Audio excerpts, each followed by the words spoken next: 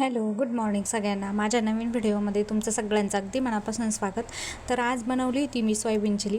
खूप दिवसांपासून खायची इच्छा होत होती, पण मग यांच्या सुट्टीवर होतं. हे कधी घरी जेवायला असतात नसतात, तर मग यांच्या सुट्टीवरच केलं. तर मग आज बनवली होती सोयाबीन चिली.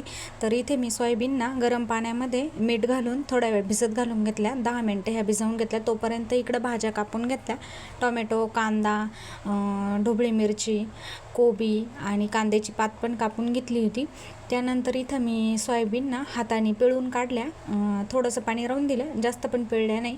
आणि त्याच्यानंतर ह्याच्यामध्ये मीठ टाकलं चवीनुसार. लाल तिखट टाकून घेतलं, मिरची पावडर आणि मैदा आणि कॉर्नफ्लॉवर टाकलं थोडंसं. एकत्रच करून घेतलं होतं मी. तर मग त्याचं कोटिंग करून घेतलं चांगलं याला. आणि नंतर तेल ठेवलं गरम करायला गॅसवर.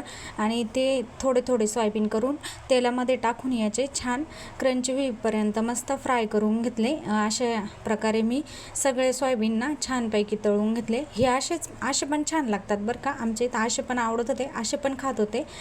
त्यानंतर इथं फोडणीची तयारी केली. त्याला लसूण आणि आलं बारीक कट करून तेलामध्ये फ्राय करून घेतलं छान. त्यानंतर हिरवी मिरची टाकली थोडीशी तिखटासाठी. आणि त्यानंतर इथं चिरलेल्या भाज्या होत्या ना सगळ्या, टोमॅटो, कांदा, कोबी, ढोबळी मिरची आणि कांद्याची पात, हे सगळं मी टाकून घेतलं एकत्रच आणि परतवून घेतलं 2 मिनटं फक्त याला. त्यानंतर याच्यामध्ये चवीप्रमाणे मीठ घातलं आणि सोया सॉस टाकून घेतला आणि टोमॅटो केचप टाकला. परत 2 मिनटं परतून घेतलं आणि त्यानंतर याच्यामध्ये ना अर्धा ग्लास पाणी टाकलं.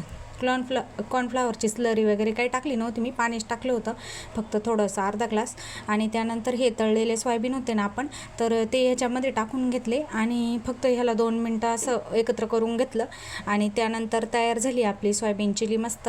चला, मी तर घरीच बनवते, तुम्ही बनवता का नक्की सांगा मला कमेंट करून. आणि त्यानंतर मस्त छान दिसण्यासाठी वरून कांद्याची पातसुद्धा टाकून घेतली परत. आणि चला, अशी काही झाली होती आमची सोयाबीन चिली. चला, आवडली का नक्की सांगा.